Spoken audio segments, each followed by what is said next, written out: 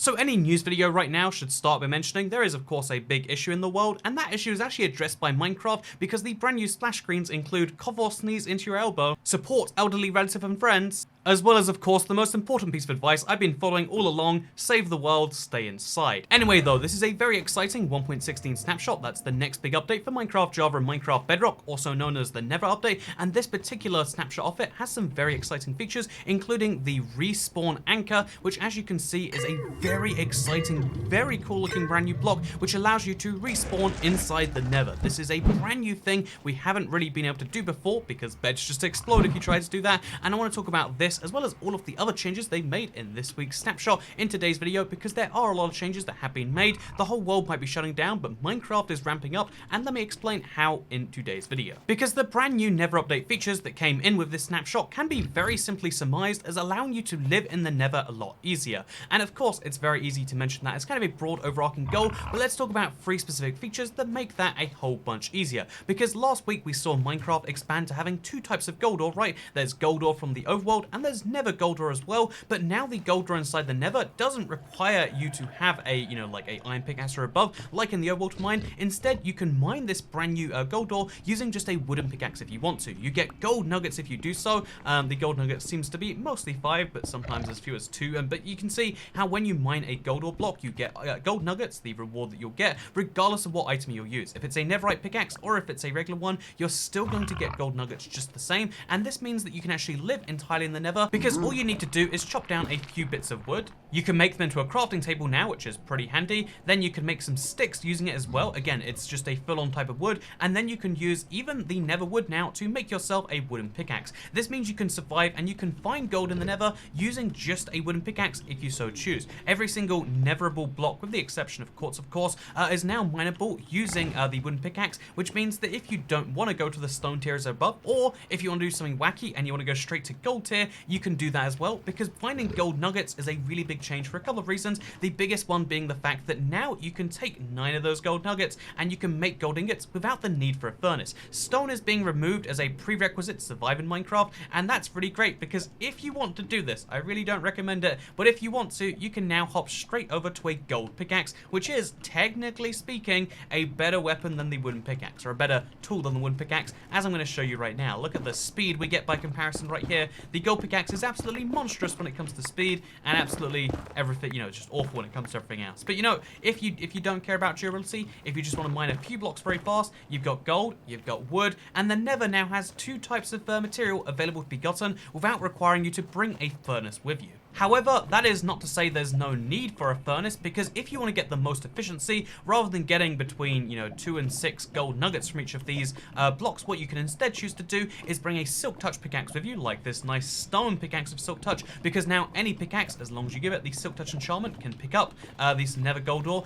And then you can smelt this Nether gold ore, and the result will be exactly like in the overworld. With the regular gold ore, you'll get 1 gold ingot per one of these, which is the equivalent of 9 gold nuggets, as I'm sure I don't need to tell you. Plus, of course, you don't have to process it. So if you want to bring things from the overworld, of course it's more efficient. Of course, using just gold and wood isn't the ideal way to play Minecraft, but the fact that you can do it is making the Nether more livable. Like the second change here also, because bone meal, a thing which is surprisingly easy to come by. You might think that you have to slay skeletons or with skeletons, both of which spawn in the Nether, by the way. But you can also mine one of these fossils that naturally spawn in the Soul Sand Valley, like we're doing right here, and you can take a bone block and turn it straight into bone meal. All of a sudden, the bone meal block makes sense, right? But yeah, bone meal is now extra useful in the Nether, because if you use it on the Nillium blocks, either in the Crimson Forest or in the Warp Forest, what you'll get is a bunch of different things. You can get some of this grass, which is nice. Again, doesn't require shears, any of that iron. You can just pick up crimson roots like that. But also, this is how you can get these warp and the crimson fungi just like this. Because unlike in the overworld, trees aren't really living things. Even if you chop down all of the wood, the nether warts won't grow away from it, because they're not really the same as leaves. They don't despawn until you mine them physically. So yeah, this means you have to mine all of the nether wart blocks yourself if you want to. Great boost for nether wart, I'd say. But also, this means if you want to get more trees, you can't rely on them to drop saplings, because there's no such thing as a crimson sapling. There's no such thing as a warped sapling. But what there is such thing as one of these crimson fungi right here. And what you can do with the crimson fungus, again, it's a singular fungus, multiple fungi, fun fact, or plural fungi, you can actually bone meal these and you can grow yourself a brand new tree. There is renewable wood in the Nether now, so as well as having a pretty great source of gold, as well as having a way to turn your wood into things, there is now renewable wood, and this is a really great change by itself, because also, I mean, like having all this like grass here, we can make ourselves a Nether garden if we so choose. Is it a good idea? I mean, that's for you to decide. But yeah, the Nether is becoming a more livable place, and I really love that as a concept because I think it's a little wacky in all the best ways.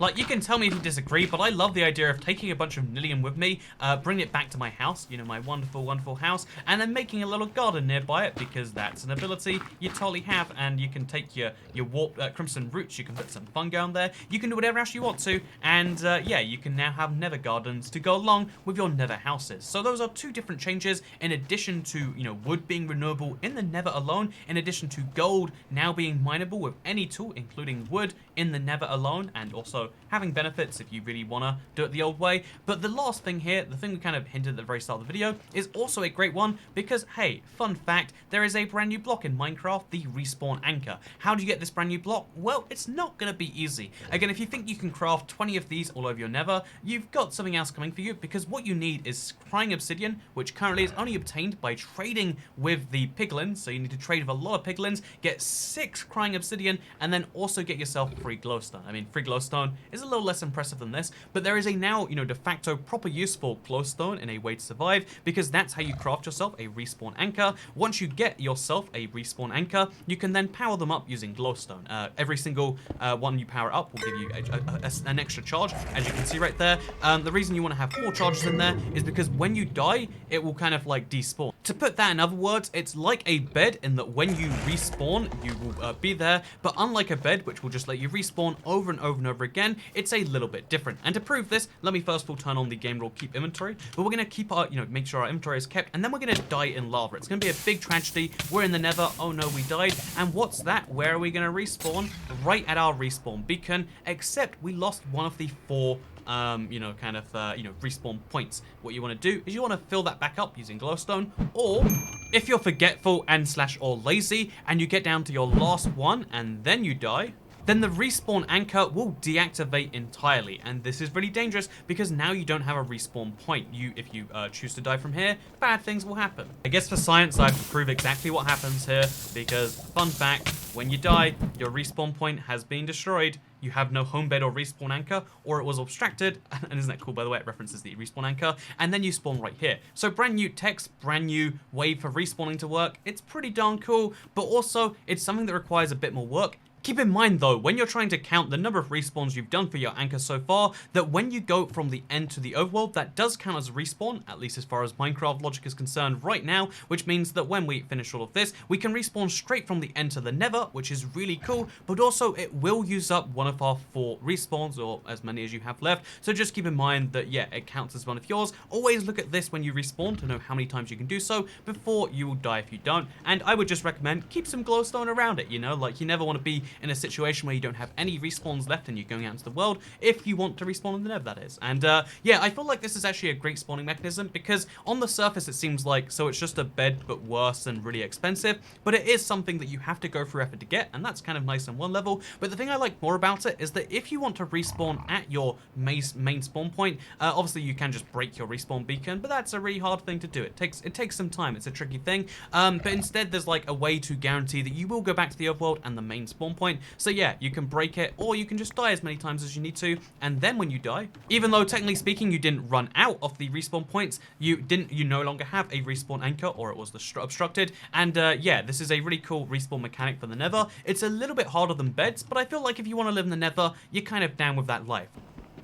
So I went through all the effort of mining a ancient debris of a gold pickaxe, so you don't have to, and as it turns out, you can't mine one with it, meaning if you want netherite tools, you will have to go back to the overworld. Very sad. But anyway, let's move into the other changes in this update, because hey, did you know sponges and wet sponges, or actually, fun fact you might not know about Java, is that wet sponges, once you place them down in the Nether, will immediately dry. It's very hot here, fun fact, and if you want to get your wet sponges back really fast, because right now, you just have to use your fist, and it's super annoying. I mean, I did it for 1,000 sponges once, you might recall. cool. But yeah, what you can now do is you can just use a hoe, because a hoe is now the preferred tool to break up sponges and wet sponges. They really are trying to build out a niche for the hoe, because Minecraft loves hoes. I mean, don't we all love hoes a little bit? Sometimes we feel tricked, sometimes we feel, you know, like it's our decision. But I feel like Minecraft is definitely really trying to give the hoe a niche of its own, and I think that's great. I feel like once we get the loyalty enchantment in the hoe, I'll be entirely down, because I just feel like hoes aren't loyal enough, and I was really hoping Minecraft could work on that and fix that, but they haven't. What they have instead done is they've worked on bringing a current bedrock exclusive over to Java. We didn't expect it would be bedrock exclusive for long. In fact, it was pretty much guaranteed the opposite. But yeah, now if you want polished basalt, there is a way to get it, because it's not only on Java, but there's a proper way to get it. So you need to find basalt, which is currently only found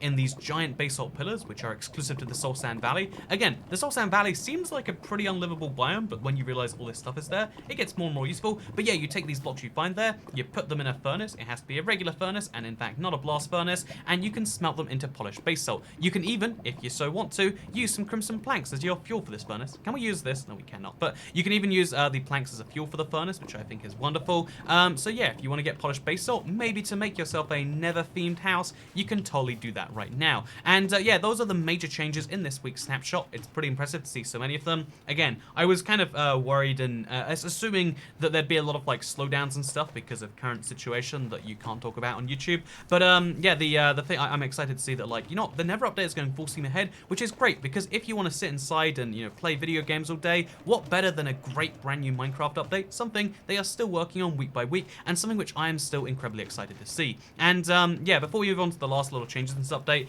because there are a few of them, including the fact that they've nerfed fish farms, let's talk about the fact that, hey, you know how like when you chop down a tree, you have all these Nether blocks remaining? Isn't it great how you can use the hose to pick them up? Living in the Nether has never been better, and it seems as though they might even work on improving it even further than this. I would love to see what else they can do for that, because now the Nether is a livable place. If they change nothing else, you could choose to live here, and I'm curious as to how things go from here, and I guess leave your comments if you have any suggestions. But we have more snapshots to talk about, so let's do that very briefly, because as always, there are some minor changes, and one of them is the fact that they are now differentiating between open water and between not open water for fishing. So there are so many fish farms that you can make in literally 15 minutes, and then you go AFK with like your mouse click held down, and then you can come back to having all of the enchantments in the world. It's the weirdest, like, kind of almost glitch in Minecraft. It was discovered by IL Manga a long time ago, and even he said, yeah, they should be you know, patched. A lot of people say like it's his design and he'd love it. No, even he said like it's kind of a dumb glitch. It's been around forever in Minecraft, and they finally decided to you know, fix it.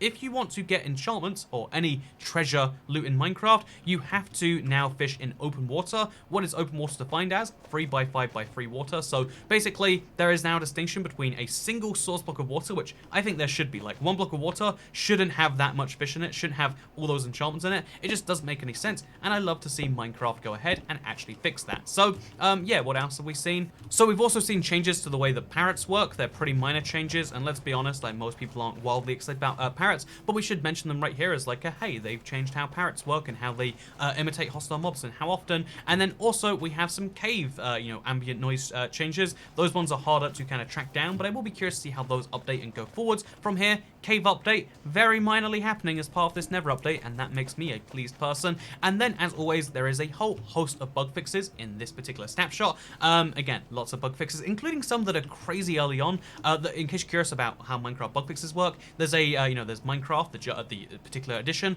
and then there's the number. We've got a bug fix that was one of the first 4,000 or so you know, bugs to be reported. So it's cool to see that Minecraft developers are working on that. It's also cool to see that they're finally fixing loopholes of like farms that take far too little effort for all the reward they give, because iron farms, even if you disagree with them, at least you can admit they take a lot of effort. An AFK fishing farm is kind of just abusing a mechanic and then saying, well, it's not patched, so it's okay. And I like that they're finally like, well, you know, you can bug the game all you like, use creative all you like, but AFK fish farming shouldn't be a natural or intended or required part of Minecraft. I'm glad to see them fix that, and yeah, I'm very excited to see the future of this Nether update snapshot, and indeed the Nether update betas that are coming super soon. Expect to see more features happening now, because you know, again, there are both betas and snapshots for 1.16. Again, one of the very few things that isn't shutting down over the next few months seems to be Minecraft update development, and you better, in fact, you might even expect it to go up, because all the developers are working from home, and that's the best place to do stuff. And yeah, anyway, I'm just super excited overall about this Nether update, and it's one of the very few things to be excited about in insert